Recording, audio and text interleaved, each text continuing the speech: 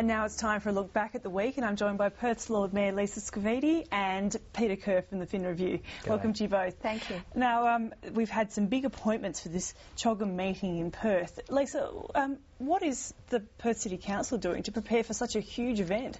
Well, obviously, given the strong city focus that will be apparent during that time with the meeting being held in the city area, the city will be under great scrutiny, but obviously needing to perform very strongly. Are we ready? I believe we will be. We will be putting the best face forward that we can for the city at that time, and that will include everything from floral plantings through to lots of flags, hopefully great lighting on some of our facades, and generally, you know, putting our best foot forward at this time for the world to see us. I guess my only concern is that, look, nothing against Richard Muirhead, the former Tourism WA boss, who was appointed to oversee the government's response to CHOGM, but I'm a bit worried. We've lost a lot of high-profile events lately. Is there a danger next June someone might come up with a press release saying, sorry, WA, you've lost CHOGM, it's going to Paris? Well, I was thinking more so that the event was just a sort of way to get all these leaders to have a great holiday in Western Australia. Maybe this is tourism's new strategy. Well, no better place to holiday as far as I'm concerned. Yeah, there probably will be a few crazy uncles. At the last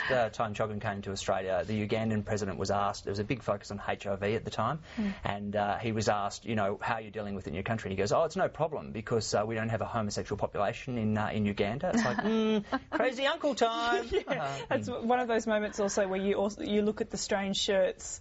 You know, when everyone goes at the Pacific Islands Forum recently and Stephen Smith was caught in a somewhat forgettable shirt. Yeah, but look, this weekend is obviously election time, and it's the first time that we've had such an incredibly tight race. Lisa, how are you seeing it play out?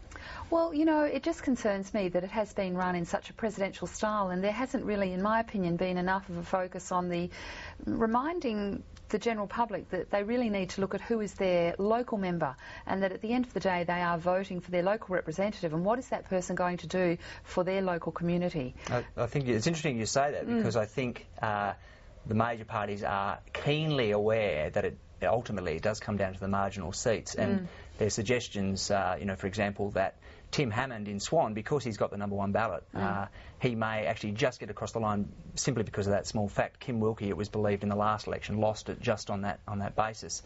What's really interesting, I think, this weekend, the last weekend of the campaign, is the ghost of these former leaders still keeps haunting the two sort of supposed prime ministerial candidates. We've got John Howard coming to WA to sort of support Don Randall in Canning, another marginal seat. We've got, you know, Mark Latham and Kevin Rudd appearing on various TV networks. It's really interesting because Kevin Rudd probably in this whole campaign is the most interesting candidate out there, and he's not actually, you know, running for high office. Are you going to be tuning in this weekend, Lisa? Yes, to the Kevin Rudd story, not the Mark Latham one. Yes. Well, do you think as a female, you're not a politician, but you're in the public realm, you would have been intimidated if the Latham show had come to town? Look, I just think, you know, it's really sad when you see people who were previously seeking public life and not able to exit stage left gracefully.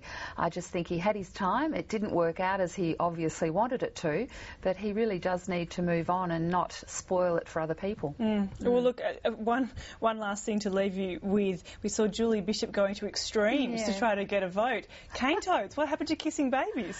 Well, good on Julie. I mean, it is such a significant issue, and the person leading the charge there with the cane toad debate, Graham Sawyer, is actually also the Lord Mayor of Darwin. So through conversations I've had with him, I have actually learned how serious an issue it is. And of course, Western Australia also has a lot to fear with the infiltration of the cane toads already up in Kununurra. It certainly shows how brave Julie is, though, because not only is she prepared to kiss a very ugly creature, she's also prepared to reveal on national television that she's a really crap dancer. No offence, but man, that was a pretty good bad on her. performance. Oh, she's going to all lengths. Well, look, thank you both of you very much for your time. Pleasure.